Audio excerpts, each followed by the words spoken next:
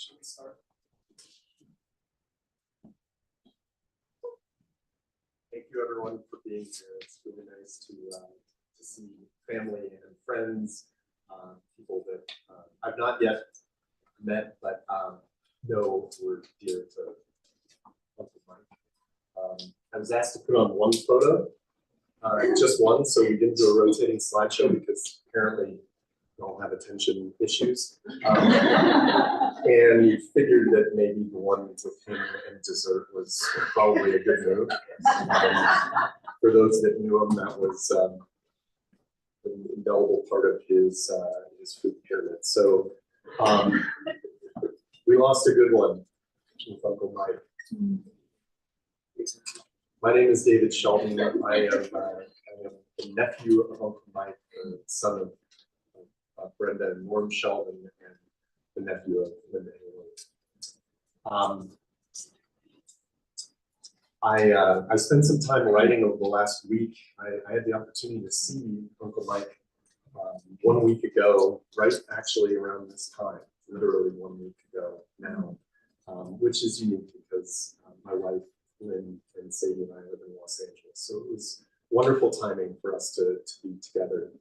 And I was thinking about the definition of an uncle, the brother of one's father or mother, the husband or male partner of one's aunt. And I was just thinking about how simple that is. Uncle Mike was far from simple. He was a legend. He was an entire era. He embodied unconventional love, constant curiosity, empathy. He was grounded, his 2 feet always firmly on the ground. I feel like he saw the world through earth tones. You can see that through his artwork, his oil paintings, which really represent a lot of his artistic passions for the Southwest where he grew up. Uncle Mike was someone who was rooted in science and logic, but he also was capable of seeing the extraordinary and the things that we didn't yet have answers for. And he played a very interesting juxtaposition between those. I feel like he lived between those two worlds, between logic and science and the spiritual world. He lived his life exactly the way that he wanted to, from everything that I could tell. In fact, my daughter Cindy was remarking on all the photos, including the one that's up. In her words, as a 14-year-old, he looks goofy in every single photo, and I think that that's true. I think that he answered to no one but himself. He was firmly planted. Every single interaction that I had with my Uncle Mike was impactful. Every interaction. I want to just share a brief story. Aunt Lenny, you mentioned keep it fairly tight, so I've got about 30 or 40 minutes here, so bear with me. No. The story is actually about the interaction that we experienced, Mom, Linda, Mike, and I, 1 week ago today. Linda and Mike came over to visit for 1 hour. It was a very prescriptive time, and like always, the curiosity, empathy, and listening modes were in full effect of both Linda and Mike. Questions that with other people in my life I might be a bit annoyed by, kind of perfunctory questions. How's Lynn? How's work? How's Los Angeles? How's Sadie? How's music?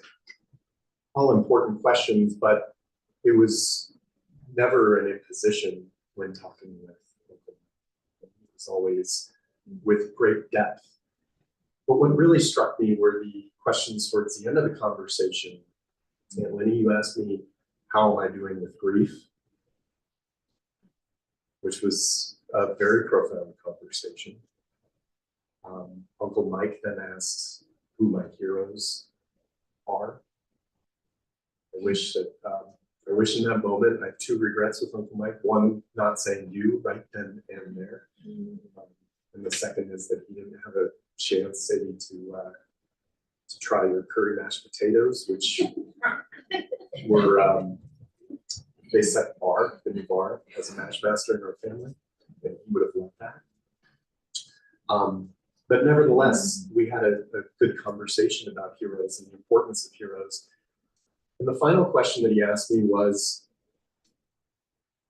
do you have a support staff? Do you have a mechanism of support? Do you have people in your life that will care for you unconditionally, love and support? I answered with many of you who are here, the loved ones in this room. And he looked at me. He said, and that just typified Uncle Mike. He was unconditional with his love. He would give and do anything to support, to heal, to help, to nurture to care for, to make laugh. He was always there. Uncle Mike, he taught me to see in color, not just in black and white. I guess lastly, there's so many things I could say. One that came up, not lastly, because I'm going to say something else here, but Dan and Audrey, brother and sister, I had this thought while sitting here looking at all the photos of Uncle Mike and Liz. I think you were probably in on this too. What we used to call the chipmunk, because Uncle Mike would preload desserts into his mouth like a chipmunk, reserving them in the off season. And he would kind of store, the chocolate over here and the chocolate covered almond on the right, and he would just have this medley, and you could always see him just. So we referred to that affectionately as chipmunking, which we knew a few minutes ago. I guess just to wrap up, my last memory of Uncle Mike was me sitting in Mom's chair, and Lenny and Uncle Mike are about to leave, and he leaned over me as I was in the chair, and he put his hands on my face, which he did a lot. He was healing me. He kissed my forehead, and I don't know, something about being a 47-year-old man feeling that level of security and safety enveloping me. That was Uncle Mike.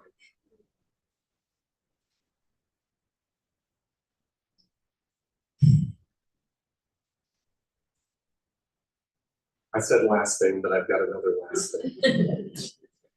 Something that Lynn and I have been working through over the last week, and just thinking about Uncle Mike. He left no loose ends. I feel that his passing is truly beautiful. The way he passed, the way he led his life. He literally made it down his list of exercises and then just didn't get to the last ones. He died right then and there. Died quickly, the way that he would have wanted to. No loose ends. That's how he lived his life. So it's a bit of an open mic this morning. If people would like to speak, I'd like to invite my brother up to speak. Thanks.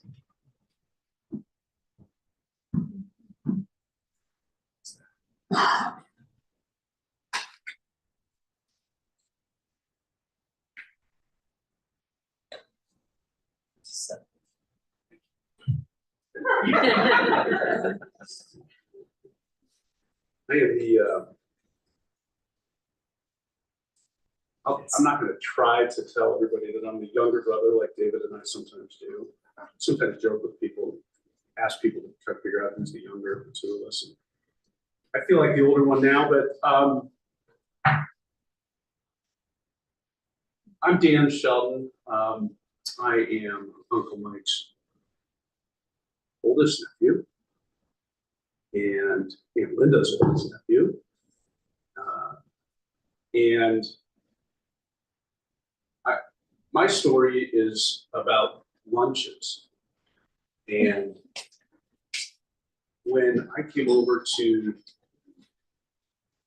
Linda's house with Mom on Wednesday evening to help tend to Uncle Mike after he passed, I was sitting at the desk in his basement and just got curious and started moving a few papers around. And I ran across a piece of paper I'd never seen before, which in and of itself is not surprising because I don't meddle around on Uncle Mike's desk too often. But at the bottom of the piece of paper, it had my name in red marker. And it was kind of tucked under some other papers. So all I saw was my name at the bottom. And I kind of grabbed that piece of paper and pulled on it a little bit. And on this piece of paper is my name, my cell phone, and my email address. In addition to that are dozens of entries of lunches that Mike and I had over the years. And it talked about the day we went, where we went, And a little note next to many of them saying, great lunch, had a blast, talked about dad, me and my dad, talked about mom sometimes.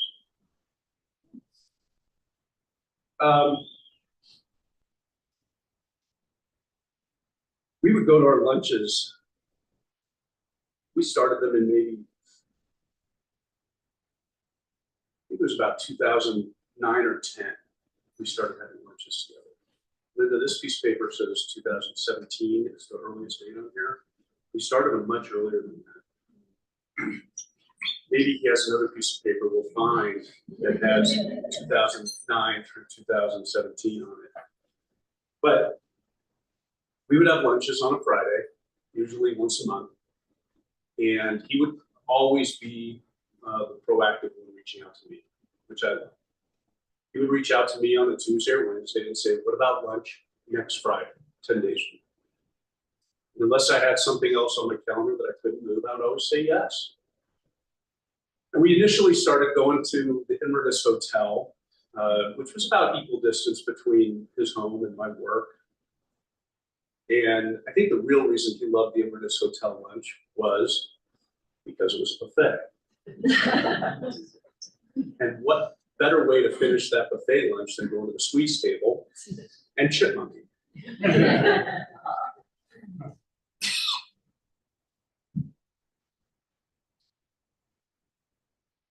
When they stopped serving that buffet, we moved our lunches for a while to the Perfect Landing restaurant located at Centennial Airport. For many of you who knew Mike well enough, that he loved his airplanes and helicopters and the whole concept of flying. We would sit there and watch them come in, land, and take back off again. We occasionally would see medevac planes come in and roll somebody that got taken in or out on a gurney of some kind. And it was really quite fun to be able to sit there and watch out the windows together and share stories and talk about life. We did that for a while, then we finally settled in for our last many years at a place at Arapahoe Road, Parker Road, another kind of equal distance between us, called Cheddar's. And Cheddar's just had a big menu and you could always find something that we enjoyed over there. And while we maybe didn't always get to it monthly, we certainly got to it every month, every other month, or maybe every 3 months sometimes if time really got passed. During the last few years, we found ourselves talking a lot about illnesses, sicknesses, death, and dying. I think it started when my dad was sick and when he finally died. And we talked a lot about feelings and emotions, and he was brilliant at bringing out those feelings and make it feel okay. Okay to have those feelings. And I appreciated that. I appreciated that he didn't dance around the topic. We got into it every time we got together because he drove the conversation that way. I was good with it because he knew I needed to talk. And that was nice.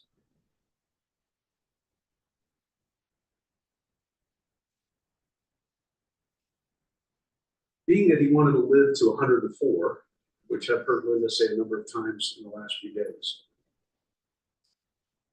I wonder if he sensed something was coming sooner by the fact that we've been talking a lot about mortality. Mm-hmm. I don't know, I can only speculate, but maybe he sensed something coming. It's been a super busy last few months with the holidays. Last time we had our lunch was in November. I was pleased to see also on his desk, in addition to the list of lunch dates we had, that on his weekly calendar that he kept, he had a note on there that said, call again for lunch. So if history would have repeated itself, he would have called me Wednesday, Thursday, this past week, the last few days, and we would have scheduled lunch for this coming up Friday. So this Friday, during lunch, wherever I am, whether I'm at the Inverness Hotel, the Perfect Landing, Cheddar's, or sitting at my desk like I actually usually eat my lunch. I'll be thinking of my lunches. With that, would anyone else like to come up and sing with me? Please, come on.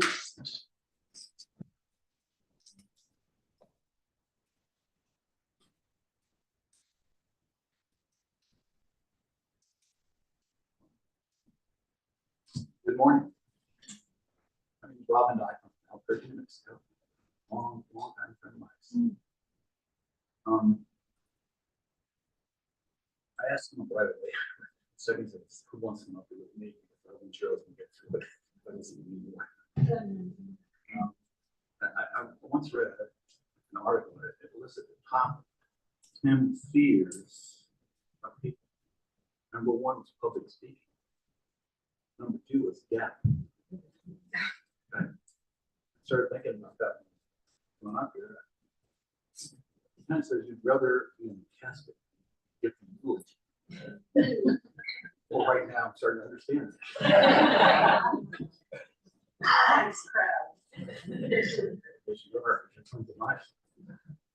And so Linda said, Rob, I know you've got a lot of things you'd like to say, but you kind of keep it short. I appreciate it. Waiting, I talk too much. She was correct. And so I started thinking about all the things and the time spent together, and trying to boil it down to a few of the really great times, right? And so I have an idea. Well, this is great. I talk about that. No, okay. So I realized if I talk about fractions of the times that Mike and I had together, you wouldn't be out here until Thursday. So I'm going to share something with you. Linda, you'll know this when I say it, but you've never heard this. Because I haven't thought about it for this. Met Mike 45 years ago. Since that time, other than Linda, I have slept with Mike Haley more than anybody here.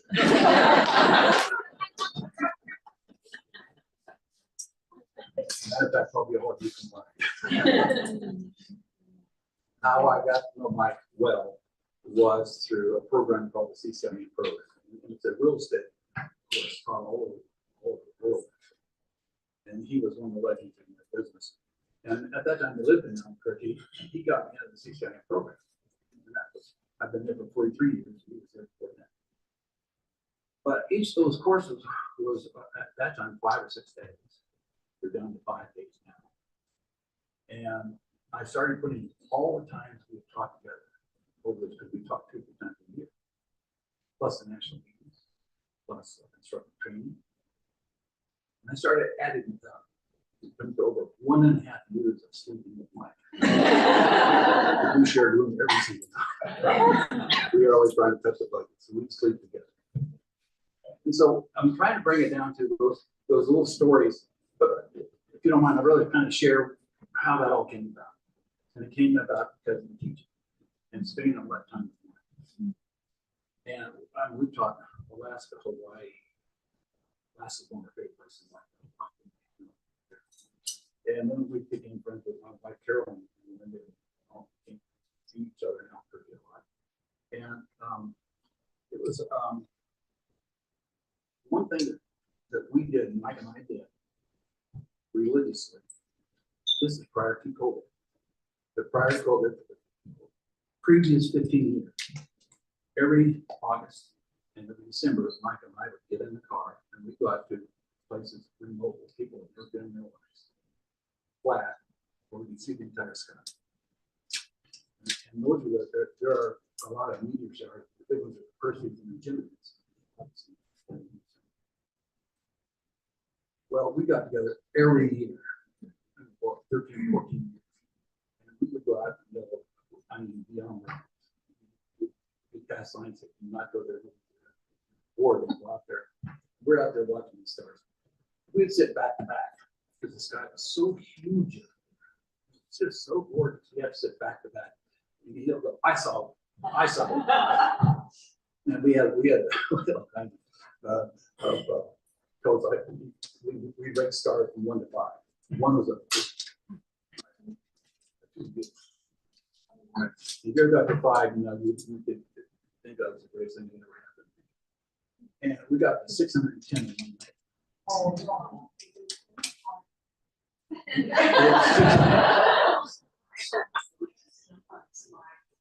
Well, I should say to never my call it 512. It was a lot of meetings. And there was something called a skipper, which we had read about and talked about. What it is, a skipper is a meteor that comes down, but it doesn't come into the atmosphere. It bounces across top and it skips across. You'll see it and you'll see it skipping, right? And it's called skipper. And we've never seen one. This is probably, we've been on 8, 9 times and never seen one. We're out there one night, so oh, there's one like that. We're both up at the same one, so there it goes. There's another go there. I've also been watching it skipped across the entire universe. Right? We were smoking cigars too. We always had to have a cigar over our shows. We throw those things down. We are jumping and hollering and yelling. Oh my God, we've seen one, we've seen one. We're just going crazy over a meteor. We had such a great time. One thing I can tell you about mine is that we laughed and we laughed a lot. We spent so much time. Had so many neat things happen to us. It came, you know, to us because we were put together for such a long time. It was absolutely amazing. And if you want to stay here over Thursday, you know, for those who don't want to stay, I got some great stories. What I can tell you is this: that in 45 years,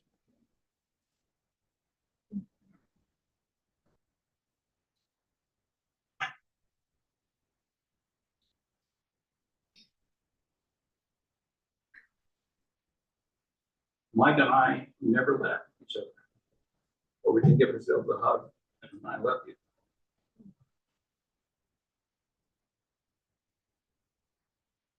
So what I'm going to say right now is, Mike, I love you. I will for the rest of my life.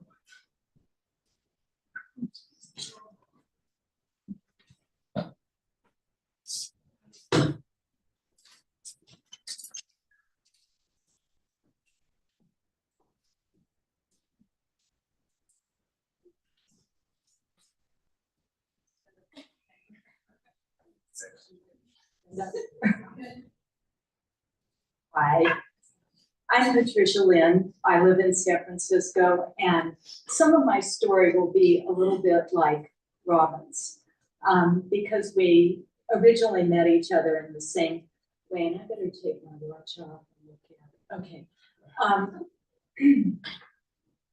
Mike Haley is the most unique individual and soul I have ever met in my entire life.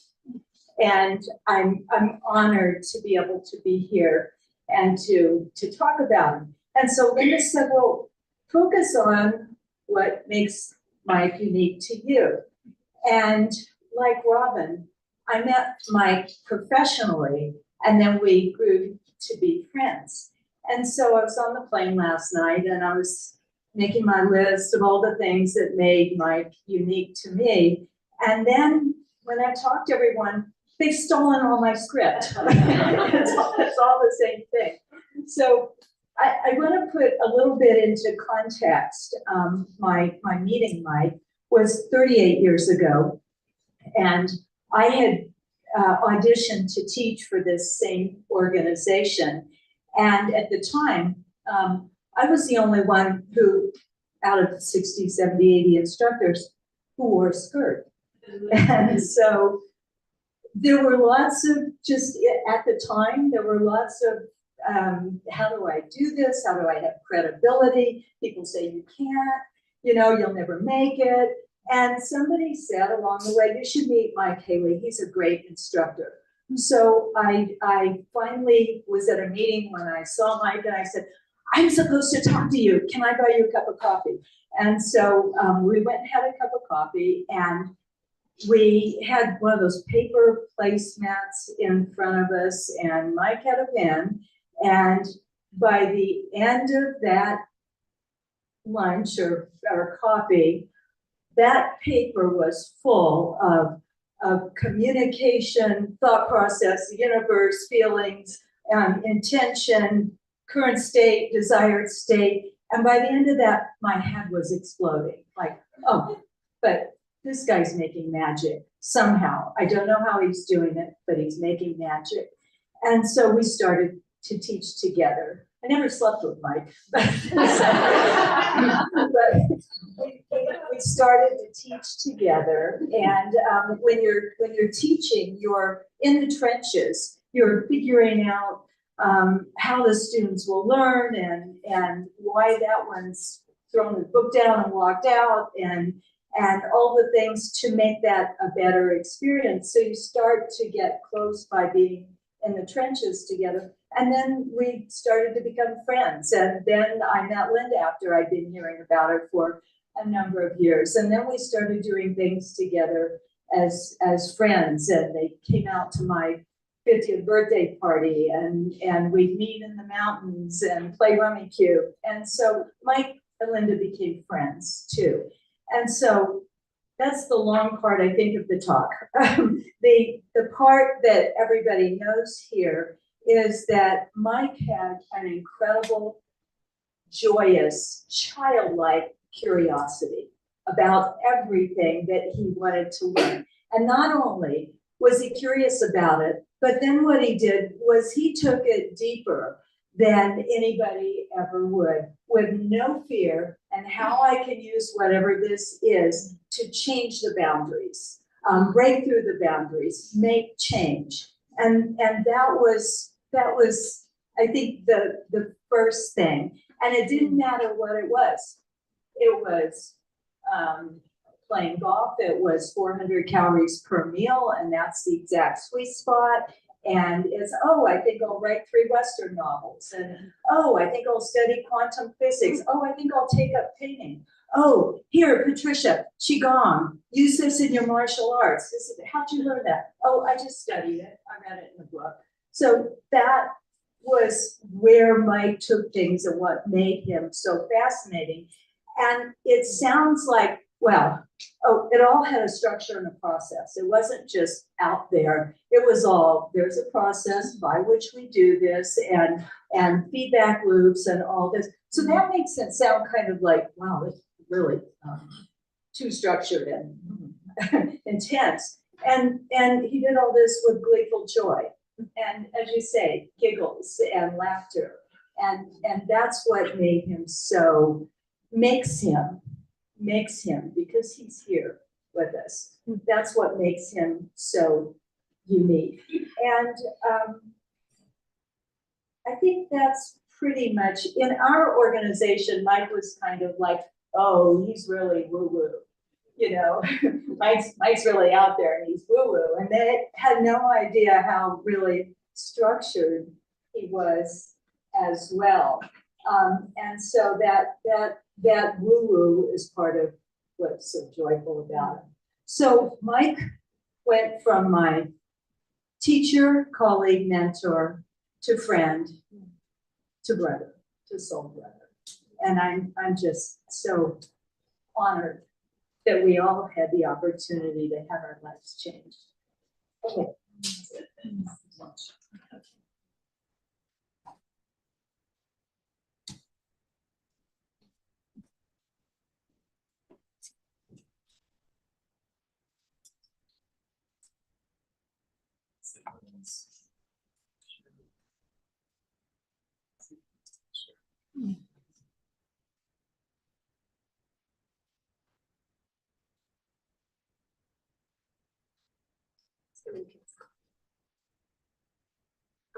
Hi, I'm Sadie. And I'm just gonna stand here. So I'm Uncle Mike's great niece, and I just want to share a quick story about when I was younger. So I was walking around the house or outside, and it must have been a toddler because I was waddling, right? And I remember my dad dropping me, but he insists that I fell into a cactus. And it was not pleasant from my recollection. It really wasn't. But I had a bunch of needles in my arms and my legs, and I had no idea what to do. So I went up to Dad and Uncle Mike, and Uncle Mike was like, okay, here's what we're gonna do. We're gonna get the duct tape. We're just gonna rip it off like a Band-Aid. And in the moment, I was like terrified, right? What toddler wanted to get a bunch of needles ripped out of their skin? But I also remember him talking to me like I was at the same height as him.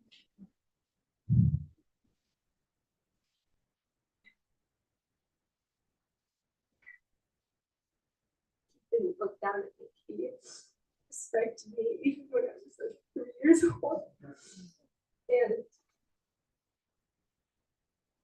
afterward, we enjoyed a very nice big bowl of candy. We sat there and we just enjoyed a nice day and eating some candy, and that was my memory.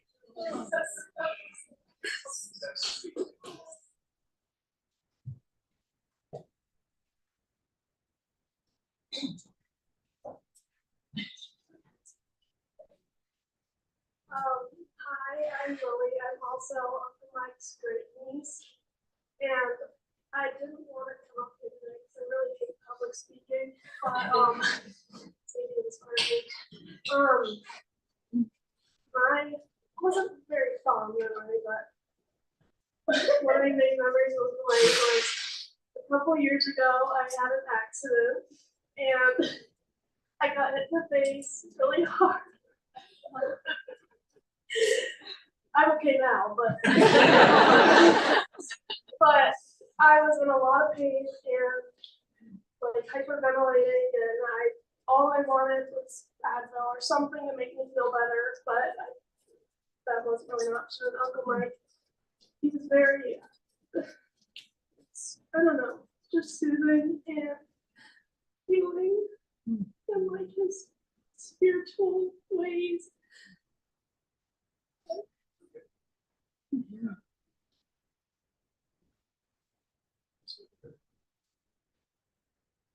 He helped, this Lily was 13. She got basically essentially punched in the face. And not by, it was a little accident, but she ended up, it was a broken nose, but we didn't know it at the moment. And Uncle Mike sat down behind her and did his healing and gently on her face, but not too hard. And she's talked about it ever since.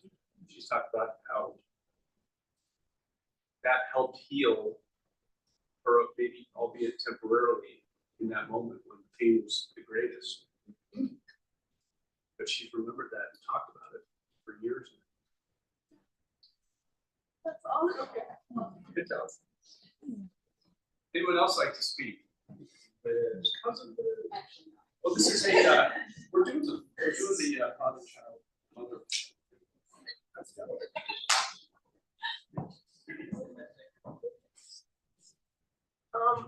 I also didn't want to go and speak, but my cousins also inspired me. I'm Smith. I am his something. He's my mom's brother's wife's sister's husband. But he's still my Uncle Mike. So the memory I have is when my cousin Ben brought Uncle Norman to my grandmother's telescope, and I've always thought the stars were really interesting. And I remember. I love this room. Big breath, big breath. I remember he was leaving and he just pulled me aside and he showed me a bunch of stars, and it was a side of him I've never seen before. And he just like pointed out so many stars that I've never seen before. was like Thanksgiving night. It was like all about family. And it was so special and fun to me because I just love the stars. And I just know he loved the stars too. So it like made me feel closer to him. And I also remember the first Thanksgiving he came for after COVID. It was just so nice to see his smile, to see him, and he had this loving energy, a part of him. It was, I think we'll all miss him a lot, and I'm honored to have his first name, his last name is my first name too. Yeah, that's awesome. Okay.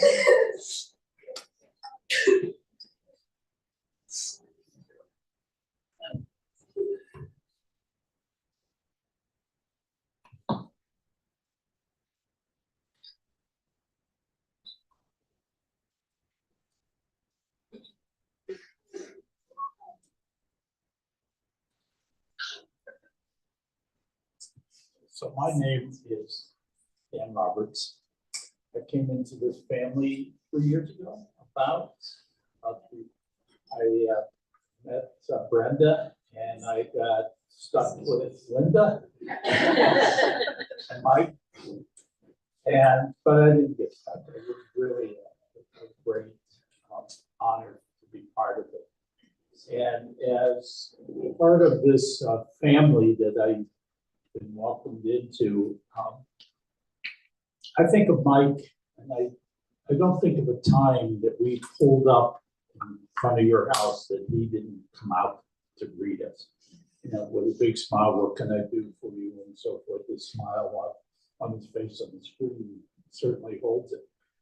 And one of the things all of us become sensitive to, what kind of person is this? And he emanated kindness. He emanated the sense of caring. He emanated this right here, these talents that he could see nature.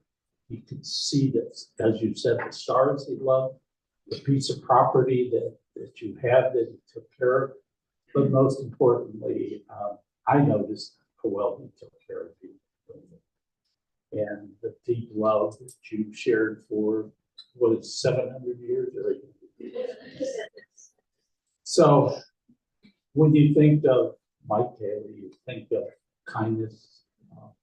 The word is mental type being, a full human being. And that was Mike. I was privileged to know him, not long enough, but know him for these short years. And so I say amen to his life because it was a good one.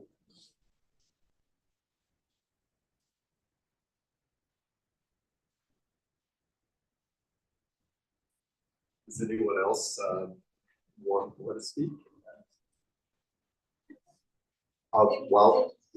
While we're in a bridge, as you come up, I have a joke for everybody. What was Uncle Mike's favorite candy? All of them. Yes.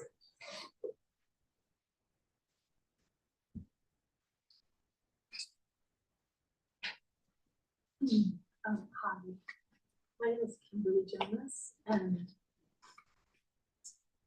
it's interesting because I teach for a living, but I get really nervous every time I stand up.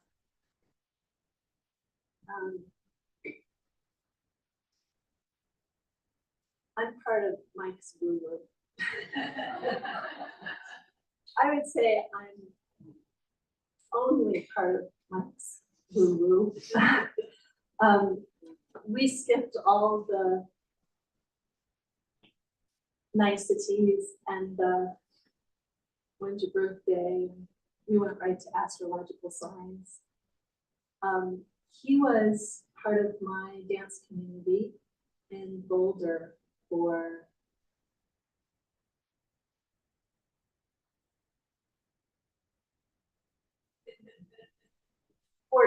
I think 14 years. I've known Linda for 20-ish.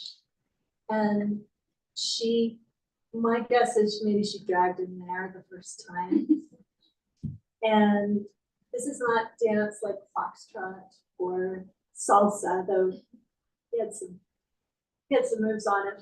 This was a movement practice that was about unlocking our spiritual grace and not hiding and being messy and accepting of the things that we're scared of. And that's how I got to know Mike from the start, was in a container and a space that was made for him. Because he didn't judge. And he held everyone who showed up every week when we got together. And Haley, thank you. He moved energy. He did this thing, and some of you know what I'm talking about. He did this thing. He touched us, and he touched space, and he healed. He healed. He was a cosmic healer and cosmic dancer for me. I didn't know him as a teacher other than what he taught me. I didn't know him as a pilot. Imagine. I think we flew together in special realms. But I did know him as an extraordinary soul of breadth and limitless generosity and some moves. He had moves. I have to come back to that because he'd be nudging me right now if I can laugh a little bit. Yeah. And I always brought him dessert.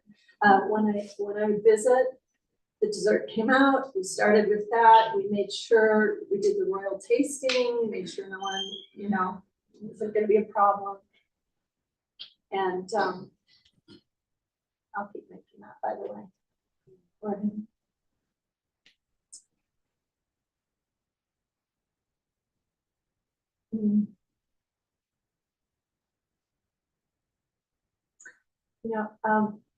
Rob, thank you for what you said. It made me think about his last words to me, which I forgot until this morning. I visited Linda and Mike in November. And yes, he would always come out and hug and greet and say hello. And the last thing he said to me was, I need you in my life. He just said, I need you in my life. And doesn't that sound familiar? Mike would be saying that to all of us, I think. He felt that about everyone that was important to him. He really wanted and needed us in his life. And I am a poet, and I want to read a piece that came through on Thursday. And Mike was unabashedly, unequivocally in support of me as a writer. He lifted me up as a writer in my life. These are words that I imagine Mike would say if he were a poet. He's a poet. Mike is a poet. Do not dwell here too long, just enough that we can exchange a few final hugs, imprint ourselves on each other, a map for our next meeting. But do not tarry. You've got to know that no one really likes a loiterer. Dwell instead in each moment that lies before you. Commit to complete and utter presence, the kind that dissolves time and space, brings you only to what is. And if you find yourself dwelling on our paths together, your thoughts and heart lingering on my really great sense of humor. Let go in the next breath so that you can step through the front door, look up to the starry sky, and see that I've simply transformed into a new constellation. I love you.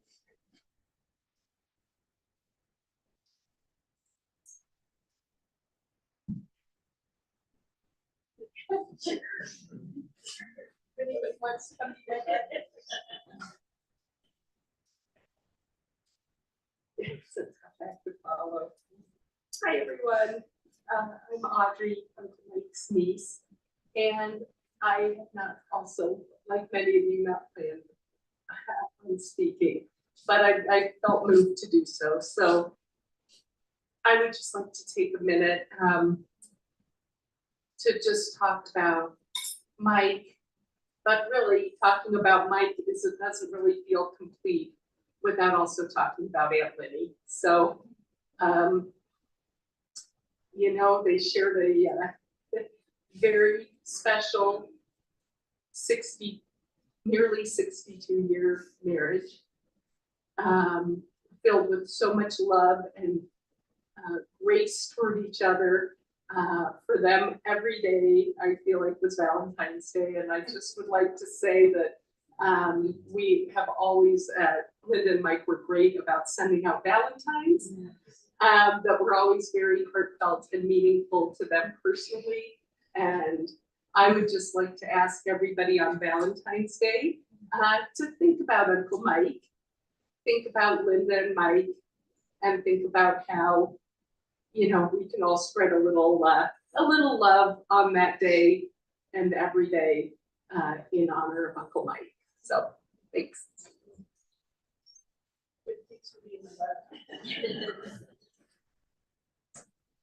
Anyone else?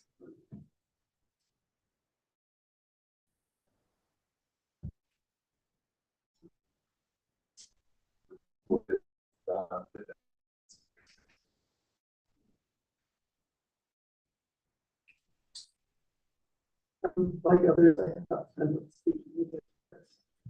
My name is Suzanne, and I was a part of the dancing community that I was part of. And yesterday I danced, and I danced with Mike, and it was such a grace to be able to do that, and to know that I can always do it, that it is something that he gave us, each and every one of us, our dance with him, we will carry for the rest of our lives. And it was just a dear thing. But I also want to share, in keeping with his love of sweets, our dance community often does a potluck. And we did many of them in my backyard. And for many years, I had the honor and grace of being a keeper of bees. And Mike was a honey bear of immense proportion.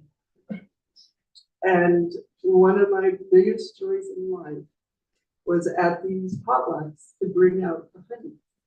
And I had honey from many different years. And we would do tastings of the different honeys. And for those of you that enjoy wine and have ever listened to somebody who's really knowledgeable about wine and how they taste it, and they tell you how they get that cinnamon or that whatever earthy taste, that's what he did with honey. It was so much fun to watch him take the honey, put it in his mouth, and there was this little ritual of his closing his eyes. And he would get that special little Mike smile that we all know and adore. And then he would open his eyes and he would look at me and they would twinkle, and he would say, "That honey breaks on the tip of your tongue.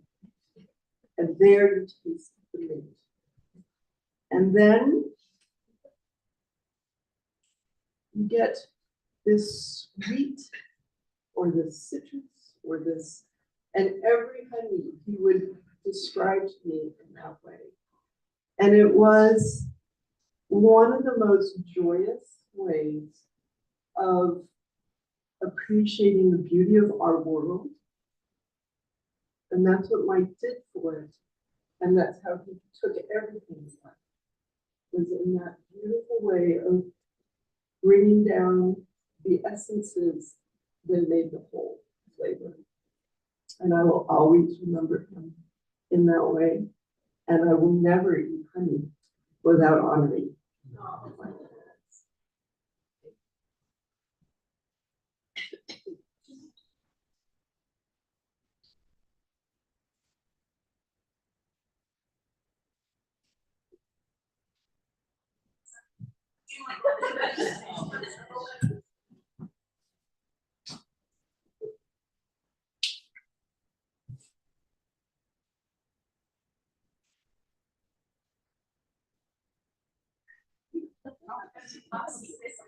Oh, I didn't know if that was about them.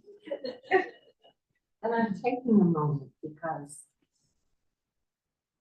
I didn't know who was here. Thank you all for coming. Thanks to those of you that came from out of town.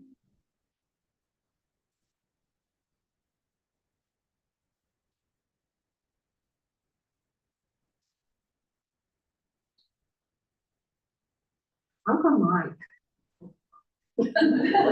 My Mike.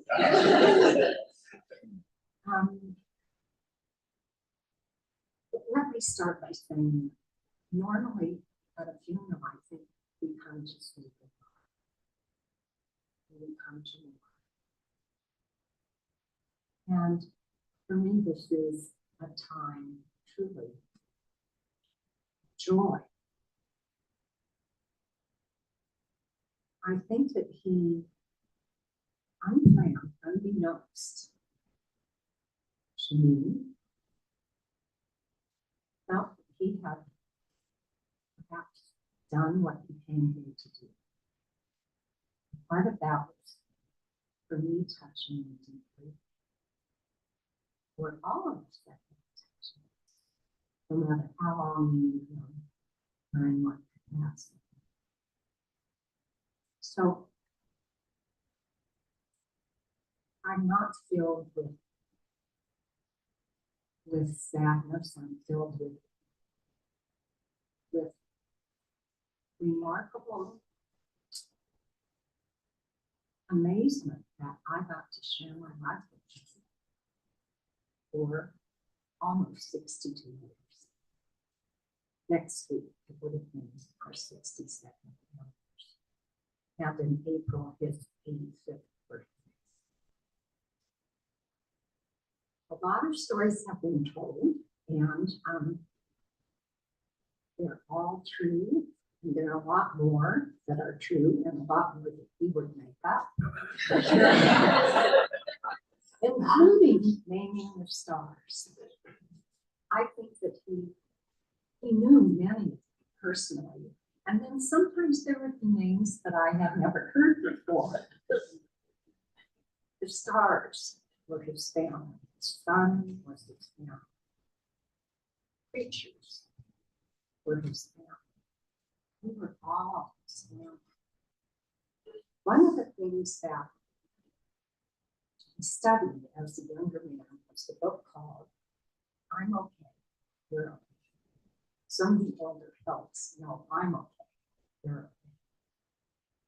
And I think that he led his life with that premise, because when he graduated from law school, he didn't want to practice law. He didn't want to be in a win-lose situation. His life was really all about how can I elevate others? And I was the primary reason. I was the primary reason for 62 years.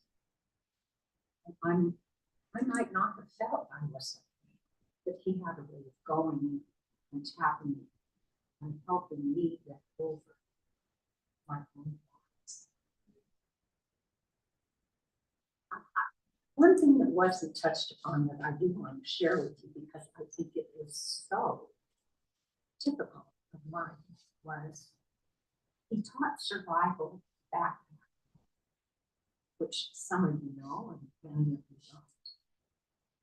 And one of the things that he discovered as a shelter was have a parachute, Dr. Beck, that he could put in his backpack. It probably weighed about 3 pounds. And it was set up with the TV through the middle and spread out. 8 people could get in it. I share this with you because I think he was always practical. He looked at what was around and made use of it. He integrated with nature.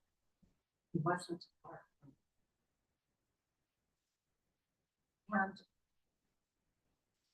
when that backpack was no longer used, when that TV was no longer used as our shelter, he flew it from the west windows of our home. And from the outside, it looked like a huge butterfly in orange and beige and green. And so it would flutter in the wind, went up to a store. Eric and Connie, maybe you remember walking by and saying, oh yes. And that was an example of his looking at the world and saying, what can I make? What can I do with what's at hand? A beautiful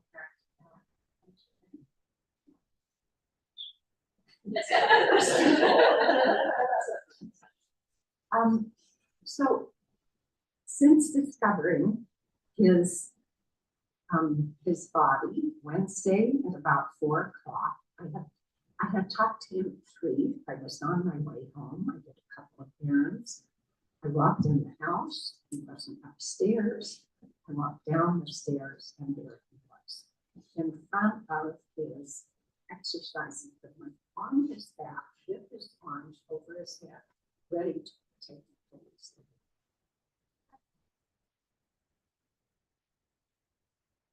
And then almost within another hour, Dan, you didn't come from that way. Brenda, first person that I called. And we've been together almost nonstop since then.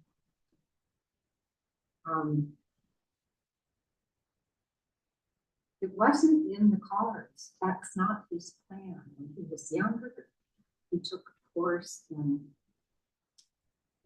health. Who knows? Well, Patty, what was the Health master practitioner. Yeah, he was a master practitioner in NLP. NLP. Yeah. So he did this course and he mapped out everyone in the class did what they wanted in terms of health for their future. And yes, for him, it was 104 years. And I told him, have at it, I don't want to go that far. No interest. But I always expected that there was a good chance he would outlive me. Didn't happen. But what I invite today all of us to consider is how to embody is the light, the sun that he absorbed and then shared.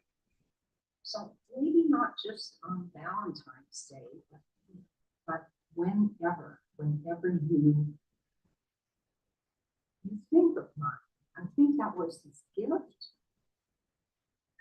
And I've got the benefit of it for 62 years. So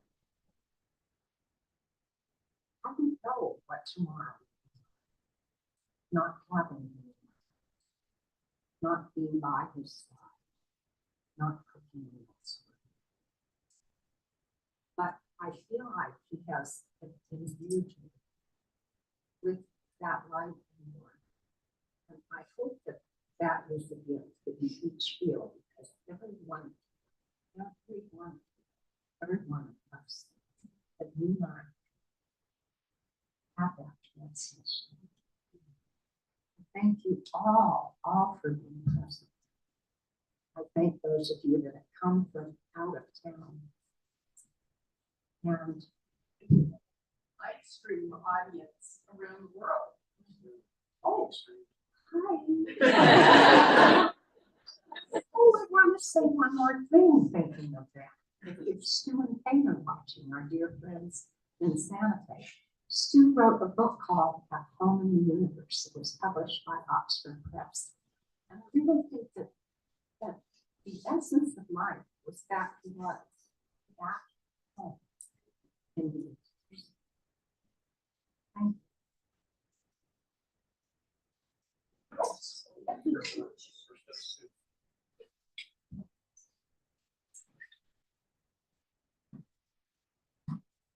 Last thing that we would like to invite all of you to do in the back on the table, if you haven't seen it, is a wedding vessel.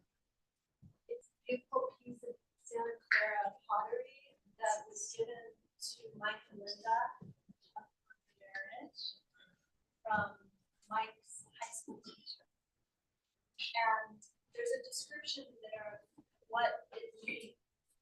Two individuals coming together in union. But there's also a base to it where everything comes together. And Linda was very clear that she feels it's all of us, that her community, family coming together. And we placed a bit of loose tobacco and sacred plants, and Mike knows this. That he was time to time.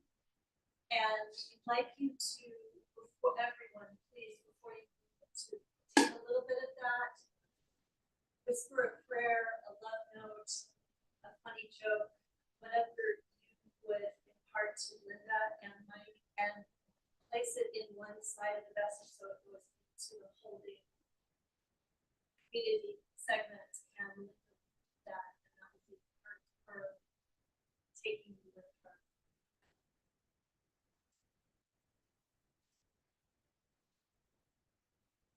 Being here, and now our intention is that stay and have nibbles and continue to tell your stories. Please, I mean, dessert first.